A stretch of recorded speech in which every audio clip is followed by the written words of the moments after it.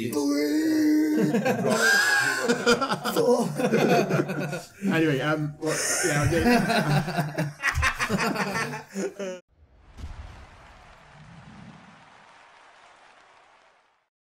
welcome to the MMA Wales podcast. My name is Justin Dodge. Today I'm joined by James Wallis of KGB Gym and Adrenalin Fight Nights, Brett the Pikey Johns, the UFC fighter everyone knows and loves, and today we've got a special guest from training out at SPG Island, Phil Raeburn. So Phil, thanks for coming on. Brett, thanks for coming back. And Wally, thanks for joining us again. So before we start, I've got Brett a little present this week. Oh no! And we know he likes playing with his toys. So Who is that? I love playing with toy cars. Yeah.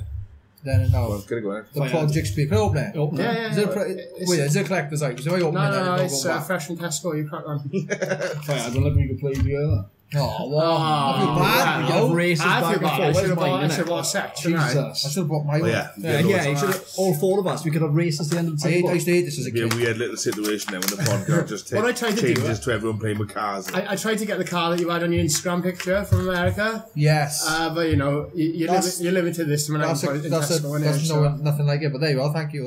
Yeah, it's the thought that counts, isn't it? It's totally different. You know, It's red. How does it roll?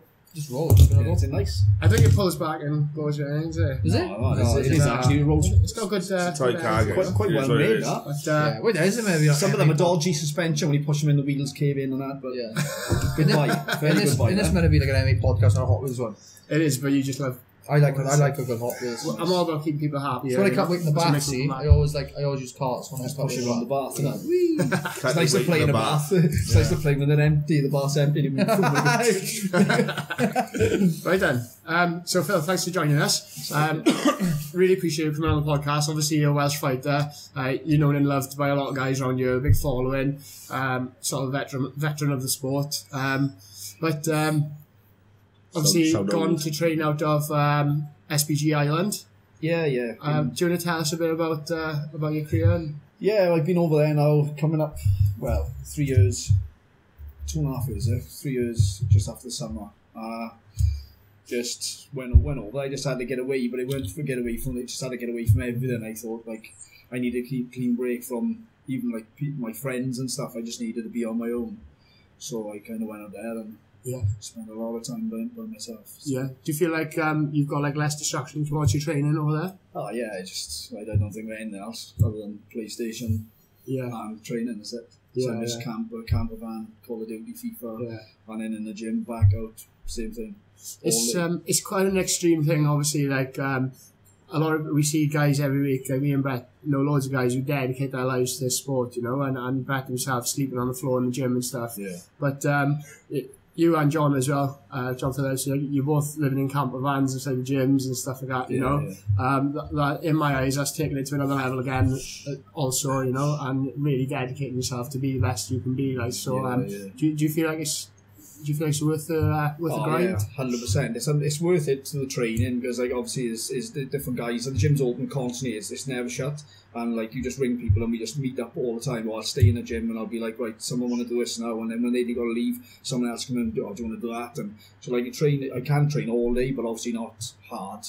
Otherwise, it'll be done by Tuesday. So you just I sit down and be like, drill that, just training all day basically. Yeah. And then when I'm bored, then I'll be done training. I'm thinking, I'm bored now, like FIFA. And then FIFA will do my head in because I lose 90th minute goal. I'll be back in the gym then. Yeah. But I kind of don't really leave the grounds really. I stay there, and then I just don't go anywhere until I got to come back. Yeah. So the move was purely to no distractions, change of scenery, and a top class gym. Yeah, that. But like I said, it was more from my state of mind really than anything else. I had to go and get away from everybody. It was like I was going insane over here. It was like people coming up to me and just saying, "Oh yeah, all right, oh yeah." You know, are you done now here? When just stuff like that. I just negativity. I can't let. But then I go there and I'm just away from everybody.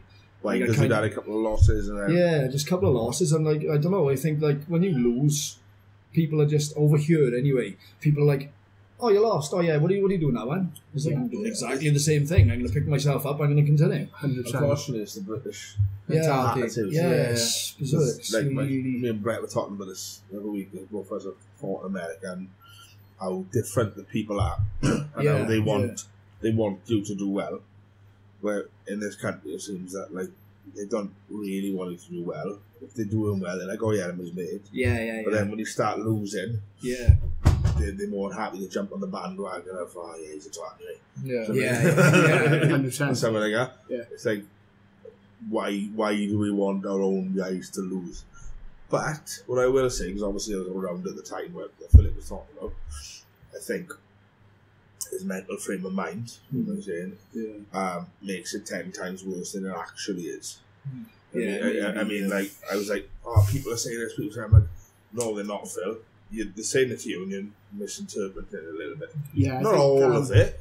Yeah, I think it's a sport that, you know, psychologically, even for someone who hasn't got, you know, that sort of stuff going on, it's a hard game anyway, you know. It's got lots of ups and downs.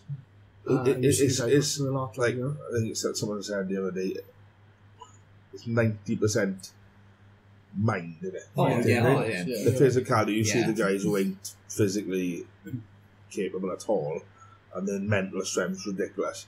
But obviously, Phil's mental strength is either very strong or vice versa, and that's the mental illness, isn't it? So for us to deal with it, that's one thing. For someone with actual mental illness, it's something else. Yeah. Because it'll manifest into something crazy. Because he goes deeper and deeper, and I've seen it with Mikey always saying, I've seen it go worse and worse and worse until at the point where they can't get any worse, and then they're fine again. But I think you went worse and worse and worse, fuck it and go in. You know what I mean? But like even that, like I don't say nothing, but I heard people saying like, obviously thinking I don't know, people saying stuff, and I'm like, why are you always saying that then? Going like, oh yeah, you know, he shouldn't be doing. I'm trying to like basically tell me, but to others, what they think I should be doing. Well, I'll do what I want to do. Yeah, everyone's got an I'll do exactly what I want to do. Yeah, like you're saying, everyone's got an opinion. I'm just thinking like, you know, I'll do what I want to do, and if people don't like it, and that's kind of the attitude I got. That's why I'm on my own, spending all that time on my own, because I think it's easier. What people got to realise is if you lose, it's not the end of the world. No, it's not. You're the same guy. You're just get a win. You don't put. If that was the end, if it was the end of the world, what's the point in doing it?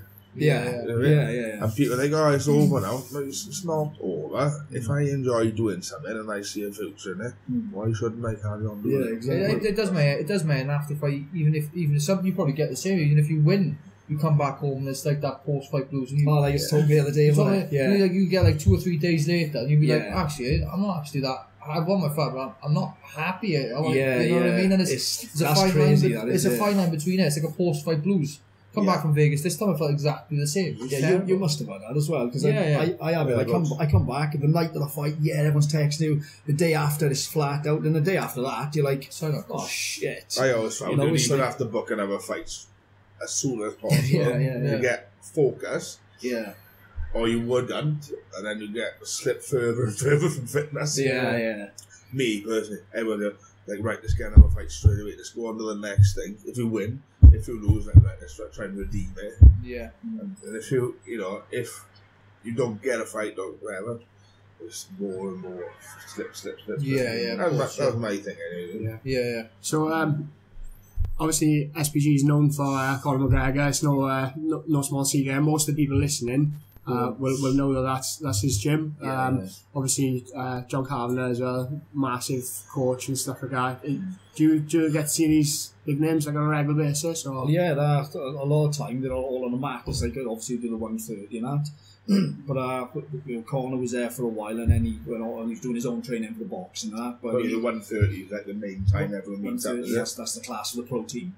So we all meet up. But obviously went into the box and was off. But he's back in the gym now. So like you got to train all the guys. You know, his art. Then is all the other guys. There's James Gallagher. There's all of the guys that people like think of names are there. Yeah. It all like. There's a lot of guys. They're all, I think, they're all world class. Yeah, it's not just like I think people forget about it. They say corner. Corner's a breakthrough. But then there's there's guys that have had 3 fights, and you look and you think, wow. Even amateurs, you look at the amateurs out there, and the attitude, like I was saying, with the win or course called the win or learn. Yeah. So like. You don't lose. You take away a lesson from it. So like, but that's the thing. When I went there, I was like, it's like say someone lost. I went in the gym and I'm like, and I didn't know what to say to them. And someone's like, oh yeah, well, I'm lucky on the weekend. Yeah, when you got next, he's like, oh, and they're talking, and I was like, I couldn't believe how they were. Right. The attitude. They're back in the gym on the Monday. Well, over here, I'm in the house for a week. It's like that. Yeah, I think part of that was probably because the people ain't the same as over here. They're not putting them down for losing. Yeah, exactly. They're backing them up. Yeah, you know? They're saying well done. And then they got Connor and John Carpenter sitting there telling them you learned. Let's be honest, there's no one like the best thing I've ever seen Conor McGregor do is lose to Nate Diaz and then go right, who's interviewing me? Yeah. I'm gonna talk about it because most of them they go home. Yeah. When I go right now, you shout it up, boom. Yeah, I lost, I messed up. What's what I'm talking about? Yeah. You know what I mean? And then to have that attitude, to have that attitude, it's going to rub off on the people who look up to him in the gym. I do believe it wasn't always like that. I only believe that it was the mentality probably now was sharing with me has come since Corner. Yeah. You know what I mean? Absolutely. So like when people go there, they look at him losing in 8 years and they go, oh, actually, these fighters do lose. And look, he's still considered the greatest of all time, even now, arguably. But even when I went over before that, it was the same then. It was that's the attitude they got. They're like, over here, you lose, and it's like, holy shit, I lost. Like, what am I going to do the rest of my life? Over there, you lose, and like, oh yeah, I'm only fighting next time. Yeah. And that's what I needed. I needed that. Yeah. And it's like, I think it's not all doom and gloom. It's not that bad. Like another thing is, well, like you said, you're out there. Like here, you train here, regardless of if it was a week after a fight, if it was a month after a fight. You train here. You go back home. You surround yourself with people that you see every day. Out there, you stay in the grounds. You're only surrounding yourself with fighters or coaches who all have the same ambition. Yeah. So they're gonna be really positive about it. Yeah. It's tough love as well over there. It's tough. It's like. You lose, you go home, and then nobody rings you. I don't know. It's a bit. Yeah, that is nuts. It is a bit tough, but I don't think it's anything personal. No. I think there's some people that like to be left alone, and some people don't know how to deal with people. Like, for all they know, that you don't want to. You've lost your fight. You don't want a phone call, right? So, yeah, that's fine. Nobody knows if you want that phone call or not, do they? No. So shall I ring Raeburn? Oh, you might want to be left alone. Yeah, right? I love that Miguel Cotto saying. You seen that? When one of my fights, I had loads of phone calls and texts. 20,000 text messages. Yeah, and then he said when I lost, I had 4 phone calls and 3 were off my mother. He said, so that's the mentality. It is, and that's it. Like, and it's like, I remember me and Mike was laughing, and Mike Edwards, he hadn't fought because he fought more Sean on the show, and we had a team over there for the gym. The guys he trained, guys I trained with. And after the fight, they were all having photos of the guy who beat Mike. Mike were happy. Well, no, we were laughing about it. Like, it was just like, fucking hell. Everyone was my best mate, and then all of a sudden, I'm like, Eric, you beat Mike, you're looking brilliant. Like, what's that about? Like, do you know you're saying that now, and what you touch on what you said earlier? Can you remember one stage I had, like, the building was full of people coming to support me? Can you remember? And then I lost. And then the next one I had 15 or 20 tickets. And as Mike said, they did drop. But your attitude was different as well. Because I think you carried more of it on your shoulders than you needed to be. Yeah, so what you was trying to do, you was trying to fight better people. Like, I think you lost one fight. I'll get up now. You lost one fight to Paul Reed. And then Alex Inland, and I said, let's get an easier fight. You lose this guy up there, you fight the guy out, in my opinion, right? Rayburn's like, no, I want a better fight. I'll fight Alex Inland, who was Cage Warriors World Champion at the time. You know what I mean? And I was like, alright, but then you lose to him, nobody knows, you know. Who he is, yeah. They don't look at Guy who said the to- level. No one And I think- knows. Yeah, the local people crowd just see don't a know fight, don't anything, they? 100%. Yeah, but And- before and he- I have learned from that, and I know now that Yeah, I'm but when you like, fought Paul Reed, every day it was like on Facebook, hey, everybody, who wants tickets? And everyone's like, oh, look at Reed, man. So I go get tickets off him. Yeah. But then after his confidence got knocked, he fought Alex and then didn't do any of that. No. So partly it was on your shoulders a little Got to bit. sell the fight. Yeah, because you didn't want to sell it as much because you were just trying to, and then as a knock-on effect, then you lost your confidence because people weren't coming to watch because you hadn't been asking them to come. So them two guys, they're good guys. They're top guys, mate. They're really good guys. And they were your 2 losses, and then after them, you went away. So you were wrecked up here. So, what sort of training are you doing at the moment then? What's your average day, obviously training half one? At the moment, I've just come back of injury now. I put a little fight recently on Cage Warriors because my neck and my foot. But I'm just slowly now starting to get back. So I'll meet you Ross and a few rounds in the morning with you Ross. I'll come here in the morning, do some jits rounds, but I'll just keep it to once a day, and then I'll run then. So I might do kickboxing at night, but run in the morning. Right. So I'm trying to just build myself back now. So I don't want to just jump in because I stayed injured, I think, from March when I fought. Yeah. For that. April time, For that European title, I fought. April 30th. And my foot was bad. I had X-rays. I had little chips off the bones and that, but I let it heal. Carried on training. It was hurting, but I just carried on. Yeah. And then it just got worse and worse. So how do you split your time? Obviously training between SPG, which is in Ireland, and obviously the clubs that you're here in Wales. Do you go over there a certain amount of time, or come back on the weekends, or how's that? Yeah. Well, at the moment, I'm going to be doing, if I can, day in the week, home weekends, if I can. But then other times 2 on 1 off. That's if you fly over, is it? Yeah, that's if I've never been on a plane before. Yeah, I flying the. I know this. Yeah. It isn't the flying bit, boys. Here we go. It's that bit. Not fair to flying, it's fair to crashing. That bit. Yeah. Not the landing. Not that bit. That bit where they tell us, ladies and gentlemen, we've got a bit of a problem. They forgot to put the fuel in the plane. As soon as you see Malaysian Airways. Yeah. Oh my God. Or we're stuck turning left, and we're going to have to keep going around the circle. Let's go round Ireland all day. Oh my God, until we crash. So Raeburn's never been in a plane, right? No, never. So the problem with this with sailing in Ireland, instead of a 1 hour or 45-minute flight from Cardiff to Dublin, you have got a 2-hour drive to Pembroke, a 4-hour boat. It's a 10-hour journey. You do the Pembroke crossing? 10 hours It's a 10-hour altogether. journey. And it's much more expensive as well. But this is what I was doing, and this is nuts. And at the end of the year, I paid for it because I was really ill just before I fought that guy. I was in bed. Remember, I was in bed up until the day of the fight. Rough. But I was leaving Sunday night, early hours in the morning. So early hours Monday morning, basically. Yeah. I get there then at about 9 o'clock. I'd sleep in the car park till 1, train. Then I'd go to a place I was staying.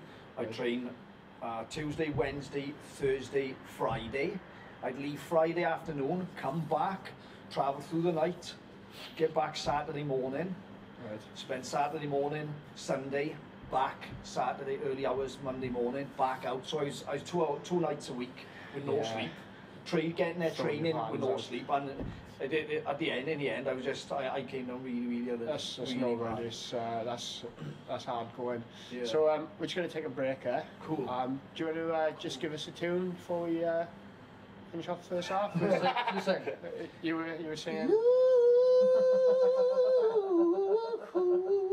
Voice of an angel. You could use that as like a. I'm going to. I've already gone and recorded. So we're gonna start that there, guys. No, I'm okay. We haven't heard wrestling yet. Yeah, get in there. I'm not good. Get in there first. Get in there. What are you? Voice of a Pikey. Okay, guys. And join us after the break, and we'll be back for more.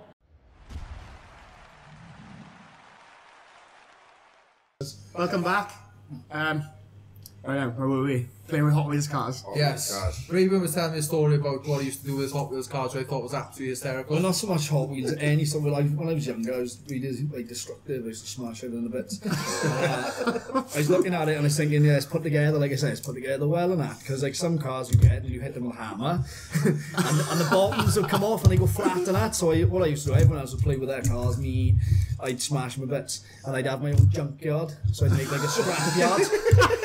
So everyone would come round and play with their cars. I just got a pile of junk in it. Just a big ball of rolling a wheel back and forth. Yeah. So everyone would be like, oh, look at my car go. And I'd be all, hang on, I'll have to try and get mine out. And I'd pull on like a wheel. I'd be like, flick, look at my car. So yeah, I used to put them in vices and crush them and just squash them that way and squash them this way. I used to smash them a bit. You're a football fan, aren't you? Did you have Sabutio as a kid? The little figures. Yeah, I did play. I was a bit too young. I had it, but I was too young. I bite them off. I was hit them with that, man. It's a goal. What kid does that? What was your favourite toy? Huh? Oh, I used to like radio control cars, like I was saying. I had them in the end. I was like, oh, this is brilliant. And I used to ramp them. I used to build ramps, massive ramps, and ramp them, and they used to land upside down, smash to pieces. So then every couple of months, my mother would be buying me a new car, and I'd wreck it. I'd snap the wheels off it, and then I'd just taping them on. And imagine going to Phil's house when you were a kid, and you made him in school, and you never go to the house, and then you go in his bedroom, and everything just smashed up like balls. Don't play with my hammer. Yeah, no, yeah. The only thing that never broke is the hammer. But I used to just sit in the middle of the room. But even before, bring your tools. Yeah, my mother. We've got a spark. My house, bring a chisel, bent chisel. So I used to go down and like even when like I had my computers, my PlayStations, when all that was coming out. Throw the discs across the room.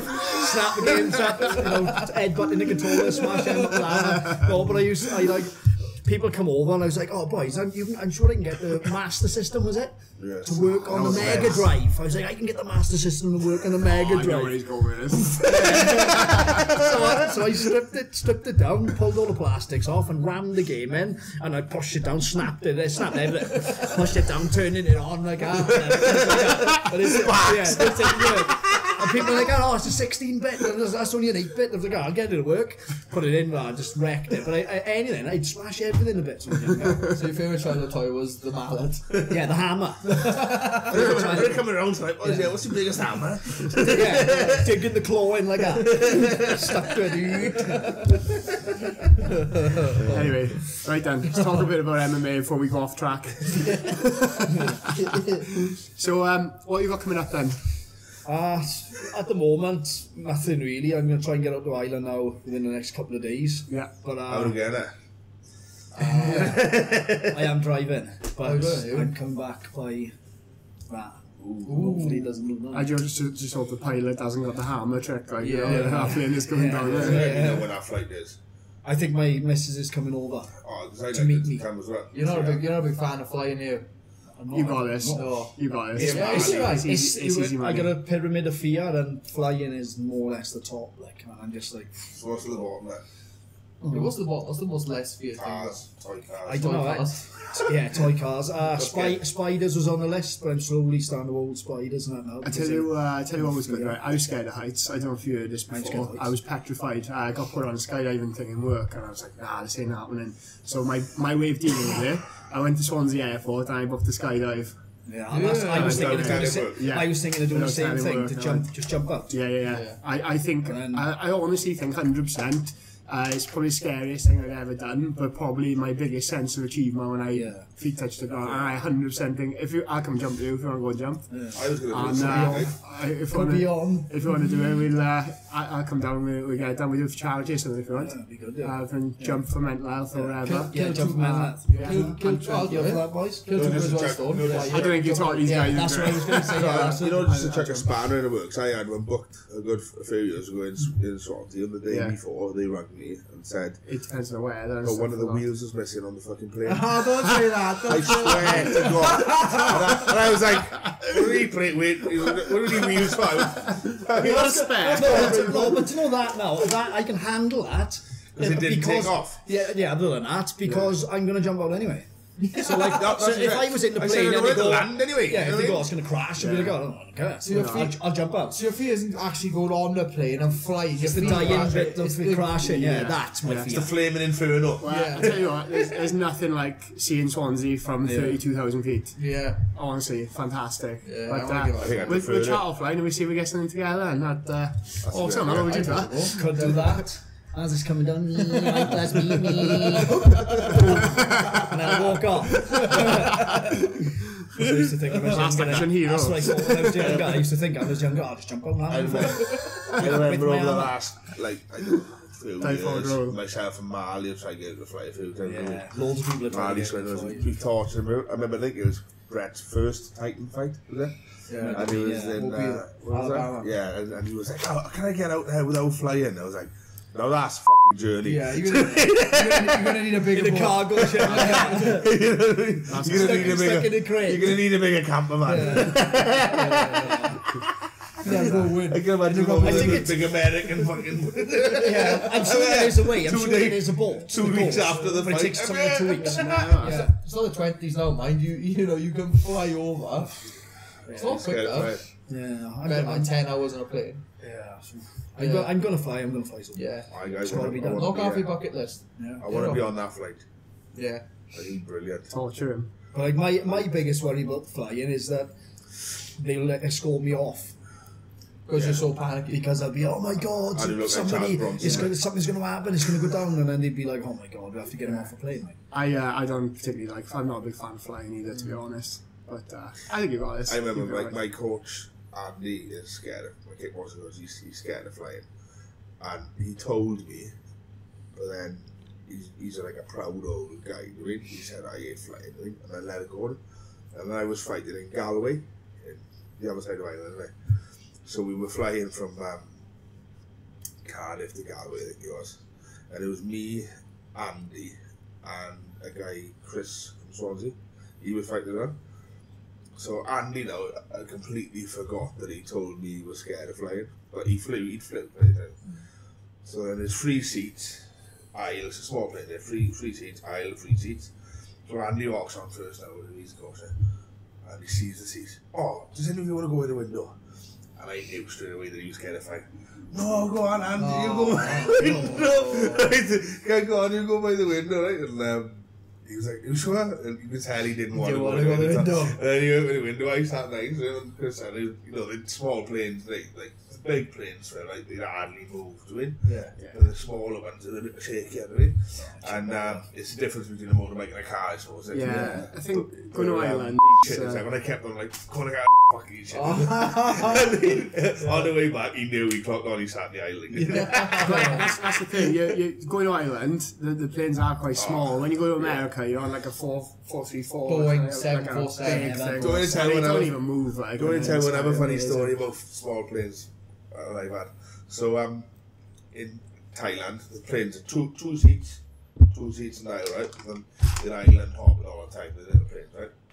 So there's an island called Koh Samui, which is like my favourite place. I was there with my missus, and you fly from Koh Samui to Phuket. It's an hour, right? And it's like 7 hours in front of us, so it's practically half a day in front of America. So the UFC was on right at this exact time as I get on the plane, and I'm watching the highlights on my phone, and it's when Anderson Silva broke his leg. That's exactly as I was getting on, he broke his leg when I was watching it.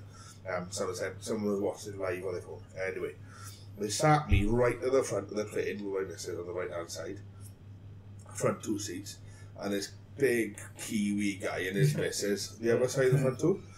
And the Thais, they're not really they say what they say, there's no beating around the bush or anything, right? So we're sitting there now, my missus isn't as big a fan of flying as I am, right? I mean, I obviously love to wind her up as much as I possibly can. So I'm by the window, and they asked the Kiwi guy to stand by the window as well, similar as well. So they said, you two big guys. Right, yeah. And sorry, I forgot to mention, right next to our seats were the doors, the fire doors. The big things. Not the ones you walk out onto, the fire doors. Right? Fire exit, just need to jump out when it's in flight. So he said, if we crash, and she's telling me in this New Zealand guy, and he's a big Maori guy, if we crash, you two open door. If fire outside, no open door. If outside water, okay, open door. Fire, no open door. My missus went, so I went again. So one more time. If they're fire, no open door. She said, no open door. If they're water, good, yes, open door. And then, you know, you got the propellers on the plane, but they're like little cone propellers inside. The really small planes, they're outside. It's like big thing. So I convinced my missus out, because she couldn't see it. I convinced my missus, a couple of Thai guys come along and just start them up like that. So when they started, I was like, look, there they go. and every little bump I grab her, and she, the Kiwi guy was in stitches. And I said, she wouldn't notice. Brilliant.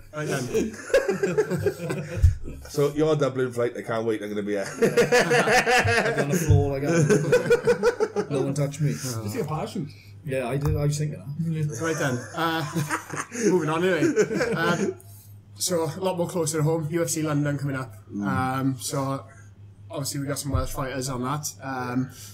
We know Jack's just been confirmed against Dos Santos. There's 11 Santos. Say his full name, please. Yeah, I can't. Eliza Zaleski Dos Santos. There we are, you just nailed it on the head. He's a Brazilian guy anyway, 31 years of age, 5'11". He's got an 18-5 record, so he's a tough fight. He's a lot of knockouts, 12 knockouts. Yeah. Going to be fun, that, isn't it? It's going to be a serious fight, but Jack is no stranger to rocking the odds. It's a bit of a rocky story, isn't he? This guy though, he's coming up to middleweight as well. He's coming up to middleweight, so it's a big step for this guy anyway, you know. Yeah. Right, go on, carry on. You good? Yeah. Come on. Just got to turn the heater off. Oh, right. Because the heater off is telling me to do it. Oh, is it? No way. Here you go, this is the bit where we all get frostbite. Is it Singwave? Yeah. Handling, boys. Little penguins. Philip loves a clutch. We'll be okay. For you guys watching, there's a heater under the table. I'm going to be back to this now. Better have his hood down. So, MMA Wales podcast live from Northport. Get on it, Brett. Someone's happy to be on, yeah? Anyway. So what else is on the London card then? Yeah, so obviously Jack Marshman's fight, he's fighting one of the 11 Santoses in the UFC. And not to be confused with the last one he fought. Santos. I'm feeling like I might change my name now. Yeah, the Santos. So Jack's on a 20-7 record. He's obviously 6 foot with a 73-inch reach, same as the guys fighting and fights out to Larry Combat. Yeah. So how'd you see that one going, guys?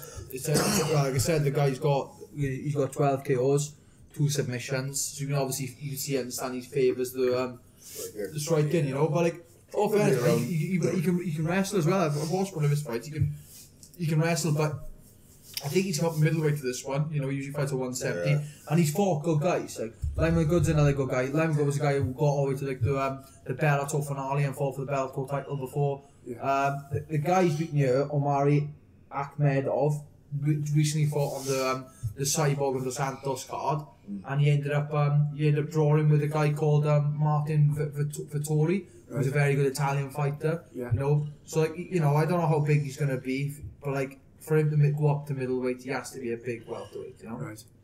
Yeah, and Jack's not like a big weight cut, is he? No, he's not a big weight cut at all. Like I said, probably. He cut, mind you, he cut a lot more weight in Scotland than he did for Belfast.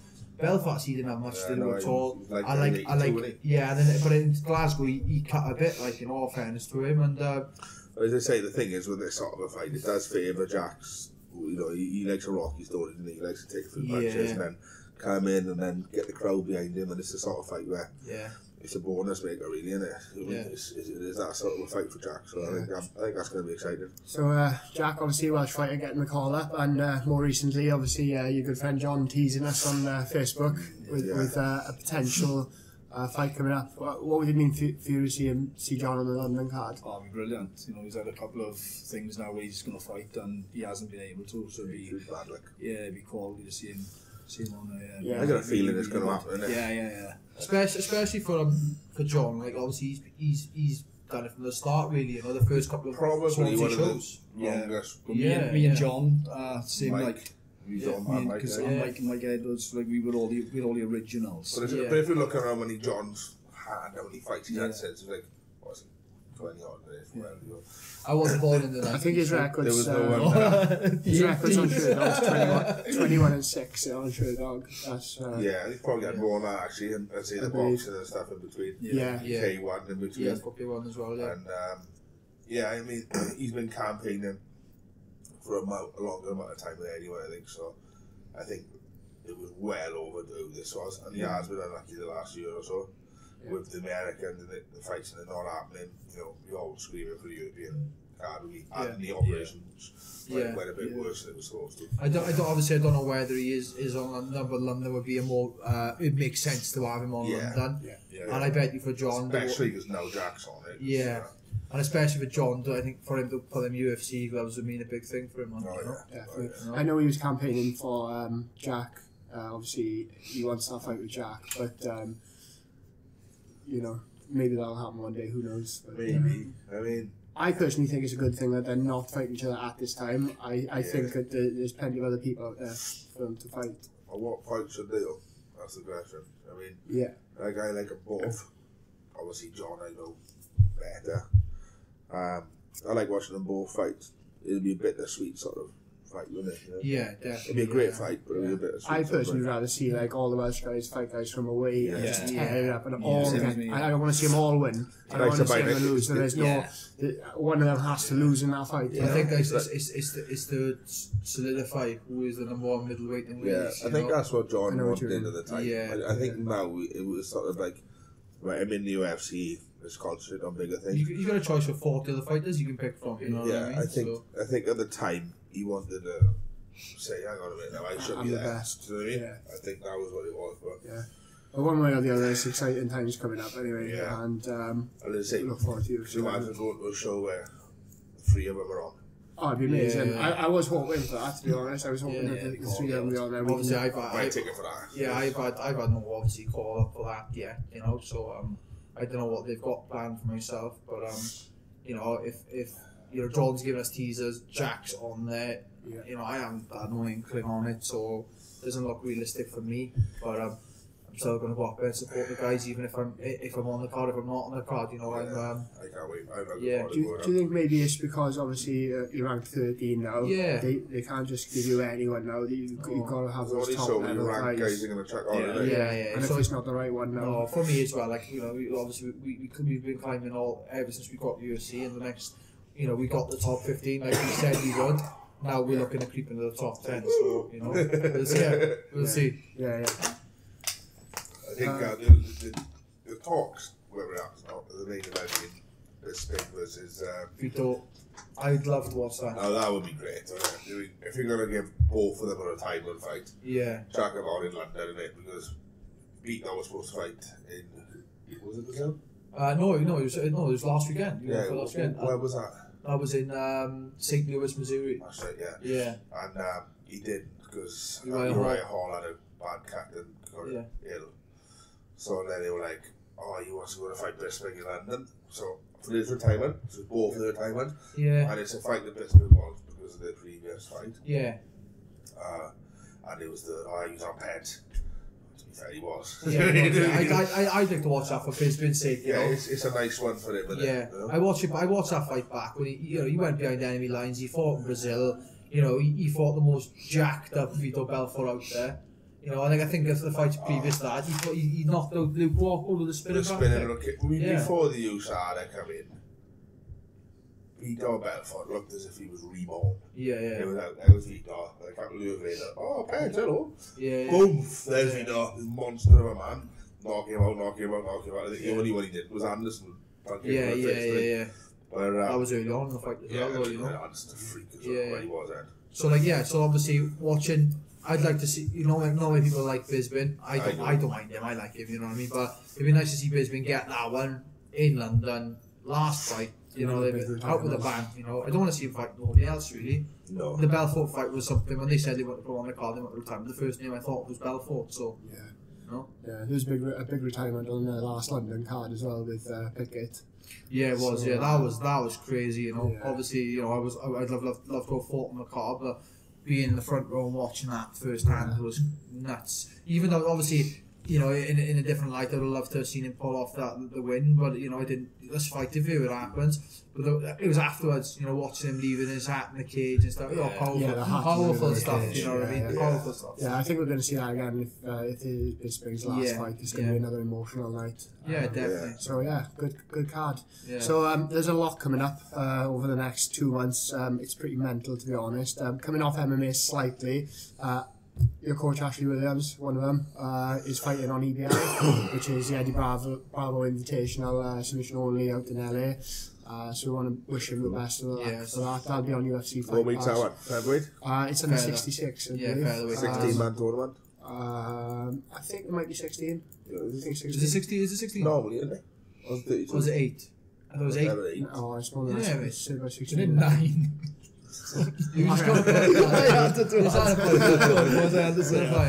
No, obviously, you know, I've been grappling him recently. He's absolutely on fire at the minute, and he's looking very fit, very strong, and I can't wait to watch him go out there. Like, you know, an Eddie Bravo Invitational is one of the best competitions. That and Polaris back here, you know what I mean? That's another one. That's a big one. And like I've even spoke to Chris about potentially, you know, getting me on one of them cards with Ash. You know, and I'd love to be on the same card as him because, like I said, he's made me the grappling today. It'd be nice to fight on the same card as him on one of them big shows, either EPI or Polaris, whatever. It's always nice to fight on the same cards. Yeah, it is. Yeah, it's hard to do. But I'm not cutting the 61s. I'm not cutting the bantam. I preferably I'd like to be welterweight. Popcorn. Yeah, I believe it's same day weigh-in as well. Yeah, is it same day weigh-in? You guys morning weigh-in. Is it? Afternoon fight. Yeah, that'd be nice. So where is it, sorry? Yeah, that's in LA. Heavyweight division. It's a heavyweight. It's in the combat jiu-jitsu one. No, it's not the combat. No, there's no. No, go up. Is that when you start on? It's the featherweight plus combat yeah. jiu-jitsu. That's where like slaps that. Yeah. What they slaps, overhand slaps. Backhands, isn't it? I love slaps. Yeah, I like it slap. Wasn't it backhands? No, it's open palms. Open palms. Remember watching bars the other day? What did you used to do? The pan. Yeah. I used to drop people a body shot from his hands like that. You have to do it. You couldn't push that person. Yeah.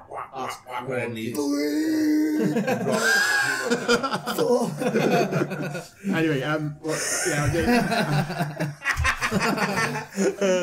the aim of the obviously open palm strike is a lot of people believe a lot of positions in jiu-jitsu are obviously like not realistic in the real fight. So with the palm strikes, it's a bit more MMA aimed. So a bit more realistic with self-defense. Yeah, so it's exciting. You could exciting. You want to fill on? This is your idea, remember? I'm good. I think it's hilarious. Okay, moving on then. So a week after LA, there's Adrenalin Fight Night Tembe, a little bit closer home. Yeah. I'm personally looking forward to going down to Tembe because I got a spa night booked the night before. So there's some. She misses knows now, eh? She knows Christmas present. So, she knows now. She knows now. We all stay there. She will stay there. Because we're fortune, mate. Tell about 2 hours. Because we're fortune. You coming down, yeah? It was a nice room, yeah, absolutely. I'll talk to all in one room. £325 for a night. What? Yeah, for a bed. But in the camper. We're all welcome in the camper. The fun buzz. Yeah, 35 degrees now. Here we go. Yeah, everybody in. We could be filming this from a camper. No one would even know. Yeah, from the camper. Yeah, turn the camera and show everyone. We're in the camper. Yeah, some good local talent fighting on that. Scott Hedson, Casey Blake, Wallis, your show. Any standouts? Okay, so Paul Rogers, the prodigy. Like, I'm a big fan of watching him fight from a couple of years ago. Obviously, I don't know if it's family reasons he hasn't really been fighting, but he's fighting Brad Evans, who's a regular, take any fight. But very similar in that they're both purple belts. It's upperweight as well, isn't it? It's not, yeah, so they're both flyweights fighting the bantam. Yeah. Well, you know, Brad's a bantamweight, but I've seen him come in 2 kilos like. You don't come in 2 kilos like, you know, it's just that he likes to fight, you know. So so wait that for Paul, something a bit more comfortable maybe against a guy who wants to play the same sort of game as him. It's a good fun fight. Yeah. yeah, it's a couple of fights I wanted to get nailed down by today to talk about, but they're not nailed down. Obviously, the main man I want to talk about is still Tiny, because obviously he's another guy who's been in it years. He is going to fight. Top guy. Who he is going to fight is what we're trying to sort out. Yeah. Don't really matter. Like I've been watching Stu fight since before he was doing MMA on a kickboxing circuit with me. Yeah. And again, big tough guy. And a good lad, you know, good sparring partner. I've sparred him over the years. Most of me and you little guys. Yeah. But been in some wars. yeah, so looking forward to it. He'll be the main event. Being the most sort of seasoned guy in the area. Has he ever fought that way before, has he? No, nobody has. No, so I mean, there's never been an MMA show like Swansea or Carmarthen. I suppose the one that Chris done is the most westerly show ever done. Yeah. The Swansea's the most regular show. And I've had this is why I wanted to do it, because I've had guys coming from Pembroke to my show. We've got Pembroke kickboxing, we've got Stu's gym. Yeah. Over the last 8 years since I've been doing Adrenalin, they've always been coming and they've been saying to me, "Oh, we love coming to Adrenalin. It's the local show. It ain't this an hour drive." Yeah. To us, it's like, don't be stupid. That's you know, it's like I was saying, Bristol is great, nice and local. Bristol. That's what sort of like, you know, we got to come to you because they like, and I say it about like my stake, for example, or you know, you're from Bod, you know, these little villages, they fall with their guys, and I love it. So I'm like, no, one day I'm going to come to you. So this is what we're doing. I think now. that was the time. But then in Swansea, what I love about it is like everyone in Swansea is like, can't wait for Tempe. I'm really looking forward to Tempe. I am as well. Really I genuinely nice to see that Scotty's got that fight as well. Yeah, nice to see that fight. Yeah, I was. It was funny because I was in me and Eros last week to the venue to show around because obviously for the filming and stuff, and I was saying, if this goes well, can we have one at the end of the summer? Summer bag all later anyway. This is what he said. He said, Tempe has got 5,000 people. Was it 5,000? 5,000 people living here. Yeah. In that weekend, there's 100,000 people here. That's the one I want. Booked. Can I have that weekend? Only tickets on the door.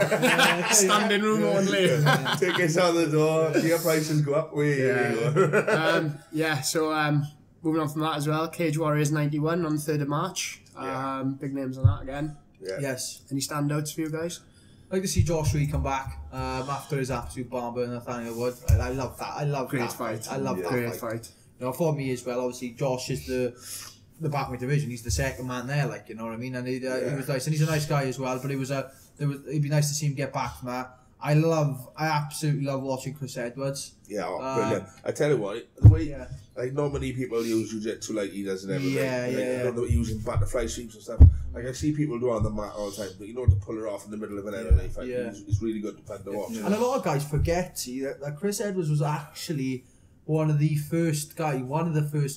He was the first guy to sign a contract with Cage Warriors from Wales. He opened a lot of doors for Welsh MMA for the fighters. You look at people. You look now, Cage Warriors. They're coming to Wales. You know what I mean? You got a fight card now full of Welsh fighters. You got Richard Williams. You got Josh Reed. You got Liu Long. You got Jack Shaw. All these guys. Mason Jones, another up and comer. Mason Jones, a really good fighter. You know what I mean? Yeah. And all these guys. You know, they all started off with watching. I remember watching Chris Edwards in Amman, Jordan. He fought a guy called Jumba, a really good guy from Finland, and you know, he's always been there. And it was nice to watch. Like I watched his last couple of fights, and he's won them. He's on a bit of a win streak now. He's got a tough fight though. He's fighting an Irish boy. I think his name's Gavin Kelly. Who is? Chris Edwards. Fighting Gavin Kelly. Gavin Kelly fought Josh Reed before he went for his title shot. Right. That's a tough fight for Chris. You know, I can see him doing it though, and. You know, I'm not too sure on the guy that Josh is fighting, but you know, when it comes to power, you ain't going to beat Josh Reed about with power, like, you know. Yeah. So he throws down. He throws down. He could easily be a featherweight. He's a big guy. Yeah, very big guy for the weight. Yeah, you know. It's Kelly. Gavin Kelly, I think it is. Yeah, he's a good Irish fighter, like, you know what I mean. Good guy, you know, and he put up a good little fight with Josh early on, and then. Obviously, Josh's power just come out at the end of the first round. He stopped him, you know, and obviously we can't go without saying something about Jack Shaw as well. You know, another guy who's going to be. I'm not sure if they've announced who he's fighting yet. But, is he fighting on the card? I think he was. I think that's the last thing I checked. He's on the poster, isn't he? I haven't seen it. I don't know whether they've changed it. I haven't seen this. I'm not sure. I'm trying to find the lineup and I can't find it. But they normally like Shake is pretty sharp at putting them up quite consistently every time it changes. And I'm not sure. Will Lou be on the card as well? I think no. Lou is now matched against. Yes, he's fighting. The guy you beat. His teammate. He fought. What was his name?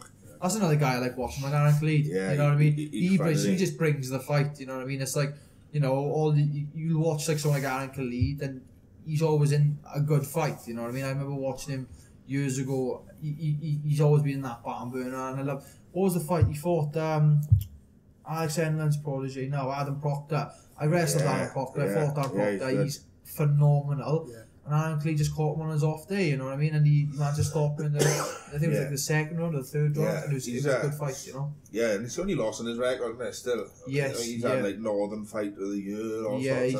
Proctor. He'll get where he wants to go. I think he'll be fighting for like a battle title soon. Yeah. You know? So we got, like, Jack Shaw is non there, so I don't know whether there's a reason he's off. He might be, we don't know, he could be injured or whatever. Perhaps they just matched him, but normally it says his name. Yeah. But you got Brian Boland from Belgium, which is Josh Reed as the main event, which is Brian who? Boland. Belgium. Yeah, I think he trains over with us. Does he? Yeah. He's good. There's a couple of Belgian guys. Really good kickboxer. You got K1 fighter. Is it? Really good, yeah.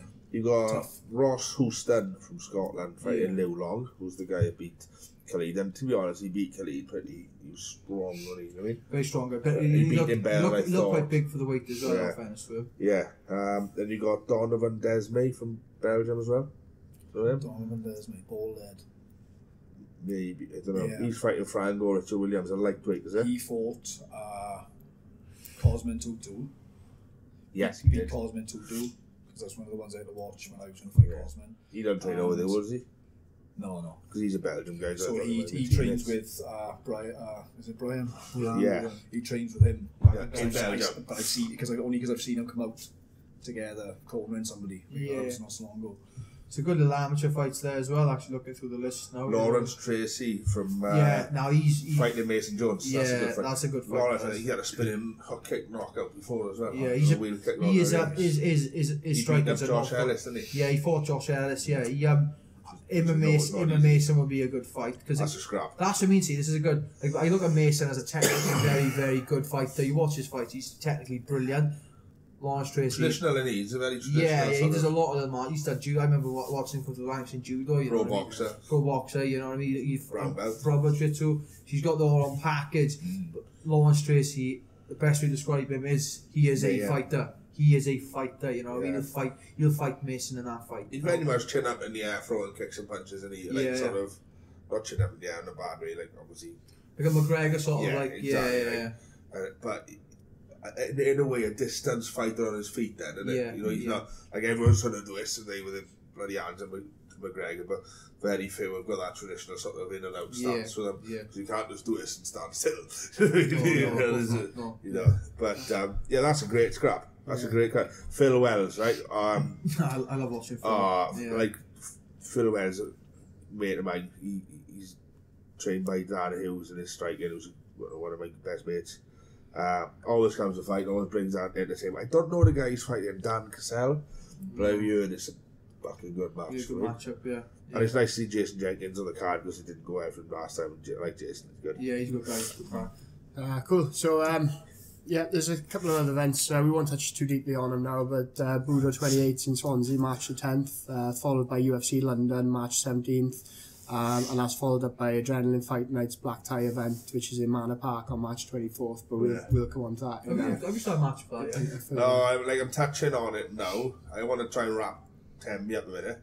Yeah, how many fights were you planning on getting on Manor Park? So 12, 13? Yeah, so it would be like a full card, right? Not like a 20 fight card. Yeah, not loads like that. That's what I'm looking forward to. It's different. I love putting like obviously we always get to play football, but it's nice really to go and travel a bit. And I haven't been to a show in a long time when I've had to travel, so Tenby and somewhere else, travel somewhere else. Manor Park's going to be good because it's going to be a different field, right? It's going to be a relaxed feel in the south, if you like. I mean, it's not like Oh, Brett Marsh, come out. Yeah. Come on, a photo, man.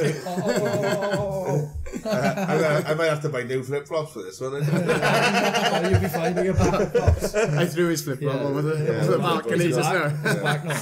No, I'm still down there. that's going to be good. I've started looking at matches, but not cemented anything yet because I'm trying to finish 10 because they're exactly the same day on a different month. I'm actually getting quite confused when they talk about it. 24th of February, 24th of March. So, right, let's finish 10 then. Yeah, definitely. But this weekend, I'll start swinging around. So. Yeah, well, cool. Any points to finish up on? Any final thoughts? Come on, Raeburn. You're going to have to sing for us again. It's his turn. I can't sing. I need beers. Just try it. I need like a few beers to Try sing. it and see what we got. I can't sing. Come on. I can't do it. Come on. I'm not singing. He's under pressure. What about you, I'm Matt? I buckle under pressure. Get him on it, like an angel. What if we do Grease and like you do the girl and you do the boy and just... Well, Sandy. Now you be an awesome Sandy. I am Sandy. Yeah. I can't think of the song. And easy for a wig on as well. Yeah, you know me, I love a wig. I got loads of wigs. See how many wigs I got. Oh, brilliant. So for anyone watching, you're obviously on Instagram and Facebook, etc. Like, where can people find you? Yeah, Instagram mainly. Cool. Facebook, I kind of don't bother anymore. What's your Instagram? Just type in Phil Raeburn. Raeburn Phil MMA Cool. is my Instagram. Twitter, I think, is the same. Yeah. And don't bother on Facebook. You need to find out. I'll put it on the link. You know, Yeah, we'll put it in the bio. Yeah. You get a Yeah, we'll look for it. Right, now. okay. No, you click on the bottom right one. You got I it. don't know. Raeburn Phil MMA. There we are, guys. There we Give him a follow. We appreciate all the support. He's very entertaining on the old social media. Do you do Snapchat anymore? No, Snapchat. Yeah, I've lost the thing. I don't know. Yeah, kind of just. I I don't know on it, but can't just me these days in my campus. Marley. As far as I go, smashing my top. Do an Instagram video smashing it. Instagram of my junkyard. With your sheep mask. Sheep mask I got loads of massive wigs already. Like a judge with a hammer. Yeah. Smashing stuff. You actually got into the security in the back of SPG gym because he just sits out there in a wig and nobody goes near it. Brilliant. Brett, where can people follow you as normal? Brett Jones MMA. 36 Jones on Twitter. Brett Jones on Facebook. He's like a reeling it off. You rehearsed that. I'm like, what am I going? Yeah. I've done the show enough times. Yeah. It's like you're talking about all the MMA. I'm just sitting there thinking, God, yeah, why is you like bloody Google? I'm sitting there, He's like, I haven't clue what it is. And they say a name, I'm like, oh yeah. And most of them just like, oh, I don't know anything about that. UFC London, the guy don't even knows on it. UFC Who's John? Brilliant. Tickets for Fight Night 10 still available? Yeah, 10 is still available. www.ticketsource.co.uk/adrenalin. Or just go on Adrenalin Fight Nights Facebook page and follow the link. Some of the door, yeah, well, we don't know because Tyree's lot are going mad selling them, so it could be a case of so contact quick. If you're in the Pembrokeshire area, give Tyree a shout or any other team because they're going mad for it. They sell tickets in Swansea, so I think it's going to go next down there. They are available online at the minute though. Cool. Happy days. Guys, thanks for watching again. Guys, thanks for coming up. It's been a pleasure. Don't know which camera we're looking at. I'm on that one, I think. I'm over there. Ready, Brett? Yeah. 1, 2, 3. All right. Like a pro. Love it. You can follow MMA Wales on Instagram and Facebook. The podcast is available on YouTube and shortly after on iTunes as well. Thanks for watching and we'll see you next week. We do fists this week? Do fists? We fist? Cobra Kai. Bang. I'm going to go for do the Cobra. Guys in New York. Cobra Kai. Like, come on. Charles Bronson. Yeah, Charlie B. All good. Wrap. There we are. You taking that? Oh, can I smash the bets?